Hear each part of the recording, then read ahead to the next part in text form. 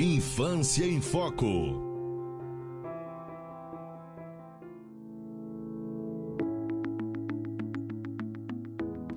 Olá a todos, sou Joselice Carvalho. Nós estamos aqui na nossa última entrevista dos nossos podcasts do projeto Infância em Foco. Hoje nós vamos conversar um pouquinho sobre os serviços socioassistenciais da política do SUAS. E para falar sobre o tema, nós temos aqui a nossa assistente social, Maria Luísa da Silva Lima, que é assistente social do Ministério Público, especialista em saúde pública, em mediação de conflitos e em perícia. Maria Luísa, nos fale um pouco sobre o que é a assistência social. Assistência social, ela é uma política pública e ela passa a ter o reconhecimento, esse status de política pública, a partir da Constituição. Eu acharia importante a gente traçar um pouco essa linha do tempo. Ótimo. Da assistência social até chegar ao nosso dia ser reconhecidamente um dever do Estado e um direito do cidadão, da cidadã. Ao longo da nossa história, perpassada pelas desigualdades sociais, empobrecimento da população, a busca de reivindicações por direitos, nós vamos ter ações da sociedade para responder a essa demanda. E ainda no século XVI, nós vamos ter a primeira entidade no Brasil voltada para atender o que eles chamavam de desamparados, desvalidos. E aí vai avançando no século XVIII, nós vamos ter a expansão das casas de misericórdia, que ela representa bem essas entidades voltadas para atender as pessoas pobres e desamparadas. Como era que se dava o financiamento dessas ações?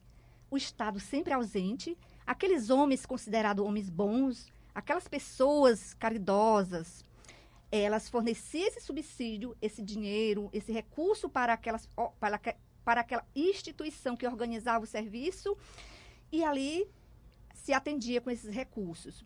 Nós vamos caminhar nessa ação voltada para as pessoas pobres, excluídas, que era o termo muito usado, e desamparada, até 1942. O que surge aí? Nós temos a Era Vargas, em que ela vai marcar essa presença forte nos direitos sociais no Brasil, e nós temos também o contexto de Segunda Guerra. O que acontece?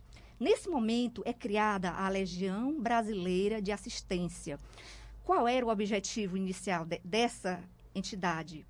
Era prestar assistência às famílias daqueles soldados, daqueles pracinha que foram enviados à guerra. Uhum. Contudo, diante do empobrecimento, da crescente desigualdade social e o clamor também da sociedade por ações para atender essas pessoas que não era contemplada com nenhuma política do Estado, o que aconteceu? Aí a LBA, ela se volta também a assistir essas pessoas que ela chama de desamparada. Isso em 1942.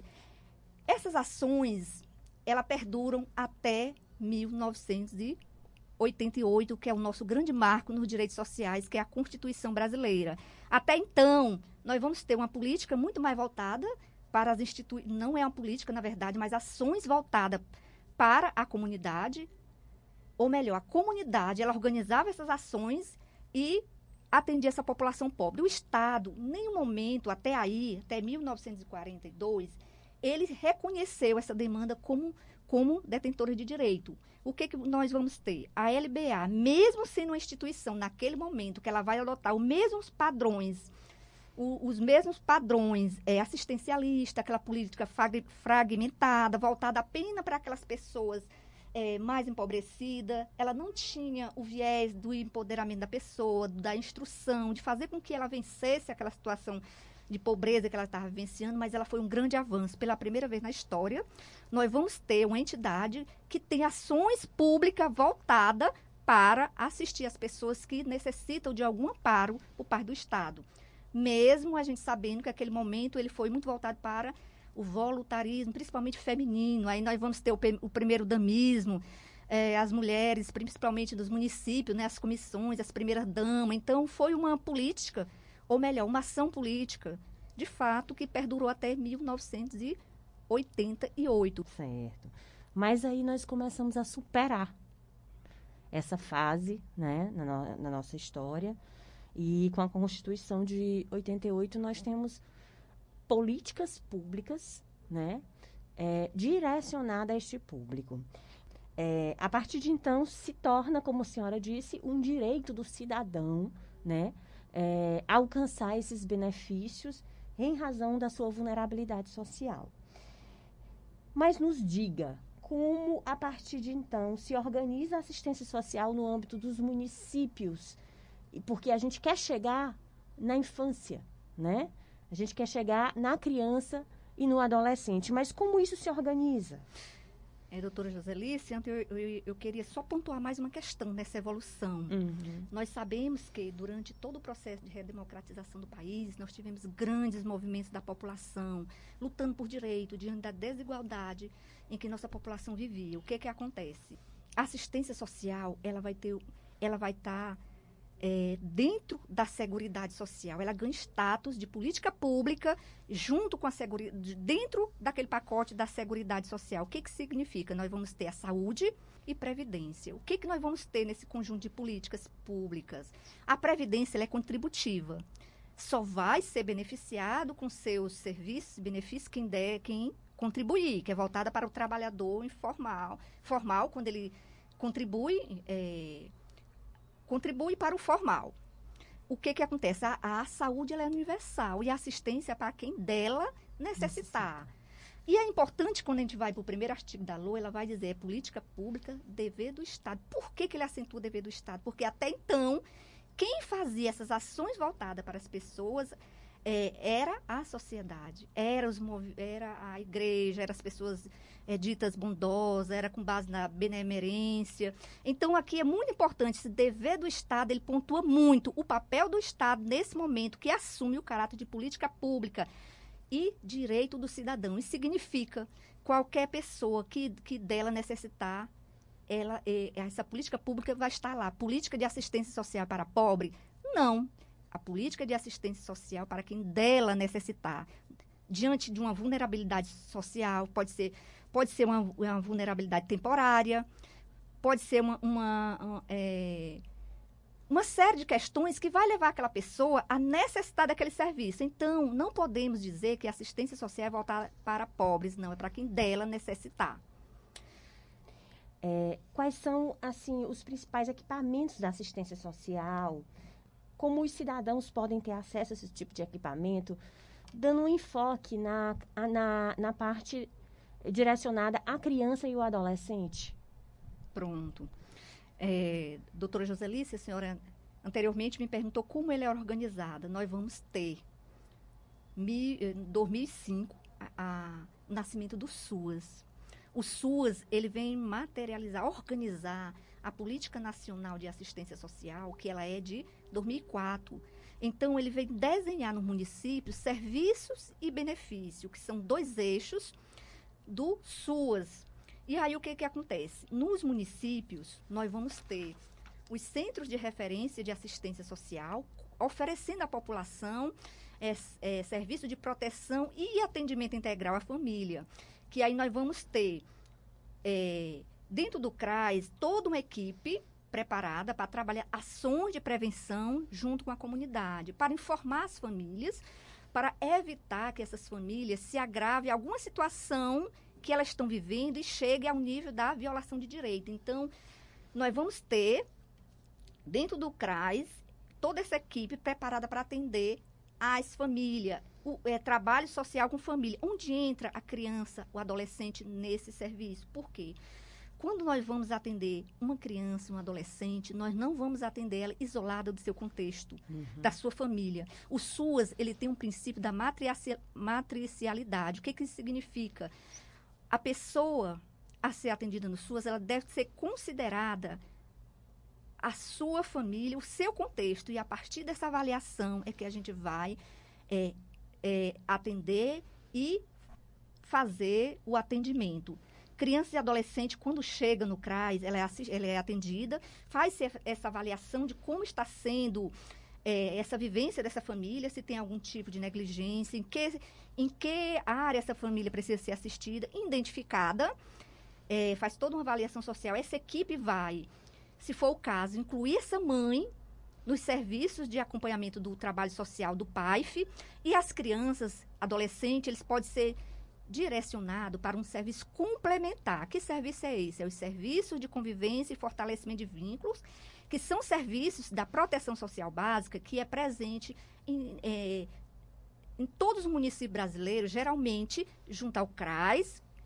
Não que ele funcione necessariamente dentro do CRAS, mas é um serviço que está lá para complementar. A equipe atende, identifica e faz o acompanhamento desta mãe, e as crianças, adolescentes, elas vão participar desses serviços, que são serviços que têm a obrigação de ofertar atividades culturais, atividade de lazer, atividades que venham a fortalecer os vínculos familiares e comunitários, e também fazer esse acompanhamento constante dessa criança e adolescente.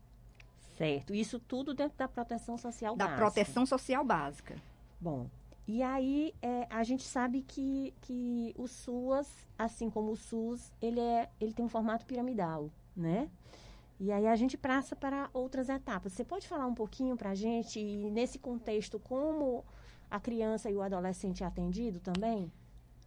Doutora, a senhora falou uma questão muito importante. O SUAS, ele estrutura as ações da Política Nacional de Assistência Social por nível de complexidade.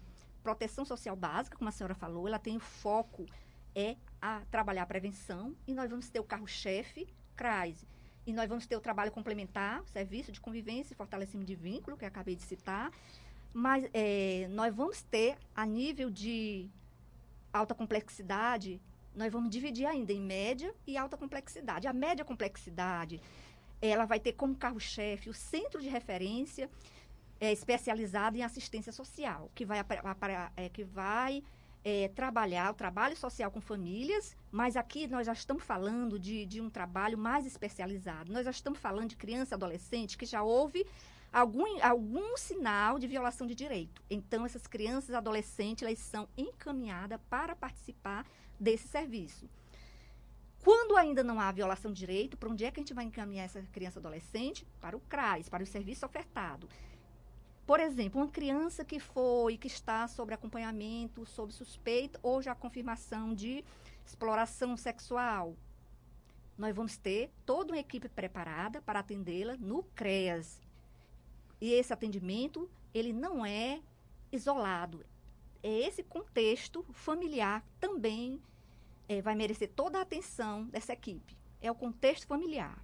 Ou seja, tenta se resgatar todos os laços que existem dentro daquela família para restabelecer uma situação de segurança, de não vulnerabilidade mais dessa criança e adolescente. Não é isso, doutora? Exatamente. O CREAS, nós não vamos falar em fortalecimento de vínculo mais, nós vamos falar de reestruturação ou como é que se diz? Você oferecer ações para aquela família já passar para outro nível, romper com aquela situação que levou à violação de direito. Então, aqui nós vamos trabalhar com um serviço mais especializado, que nós vamos trabalhar ações para superação daquela violência e reestruturação. Aqui nós temos uma família ainda a trabalhar, a média complexidade, porque nós temos essa criança, esse adolescente, que ainda tem uma família, que nós vamos trabalhar essa reestruturação de vínculo para a superação daquela violência dentro desse contexto social analisado. Ótimo. Doutora, e no que diz respeito ao nosso topo da pirâmide, como é esse atendimento, como é essa situação de proteção especial de alta complexidade direcionada a crianças e adolescentes? Pronto.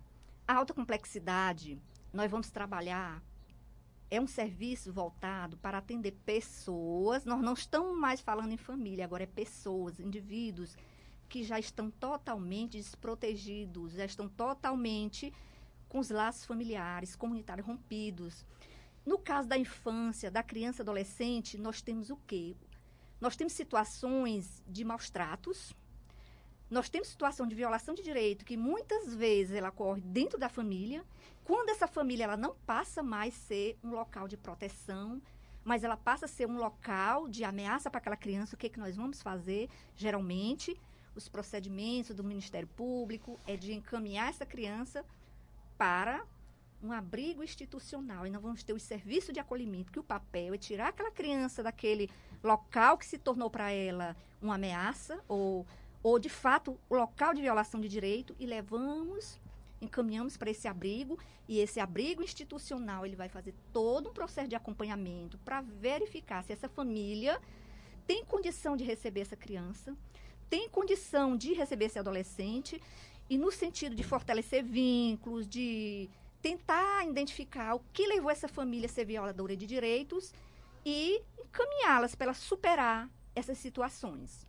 Mas nos diga, quais são os serviços existentes na assistência social que podem ser acessados por essas famílias, né?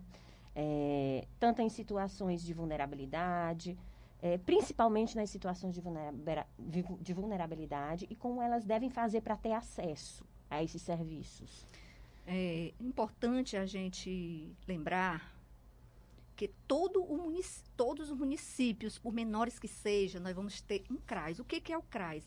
É aquele equipamento principal da assistência social, que ele está presente num território e que ele vai ser a referência de acesso para os serviços do SUAS. Então, diante de qualquer situação de vulnerabilidade social, busca de informação, busca de algum serviço referente ao SUAS ou mesmo da rede, porque o SUAS não trabalha isolado. Ele trabalha nessa interconexão com a rede socioassistencial e com a rede intersetorial das políticas públicas. Então, é um serviço que está em constante articulação, essa é a palavra, articulação. Então, qualquer pessoa que queira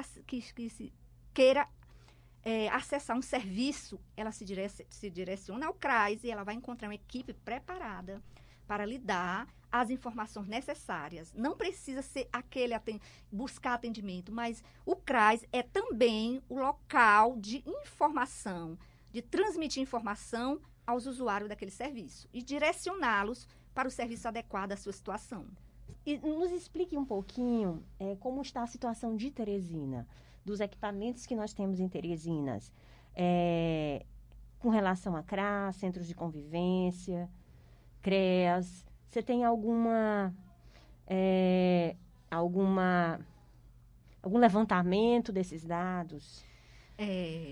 Só pontuando, como eu falei anteriormente, nós temos o Censo SUAS. O Censo SUAS, mais uma vez estou levantando essa informação, ele vai dizer que nenhum município do Piauí tem ausência de CRAS, né? E Teresina é uma cidade grande.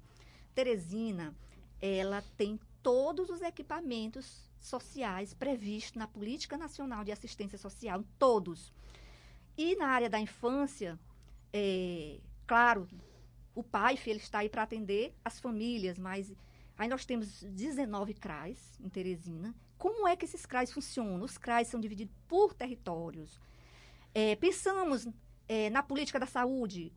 A assistência, ela é semelhante na divisão desse serviço. Então, ela divide aquele território e lá tem um equipamento para estar à disposição daquela população, daquela área de abrangência. Então, Teresina tem 19 CRAs em todas as 4 zonas. Esses CRAs têm equipe técnica composta por assistente social e psicólogos.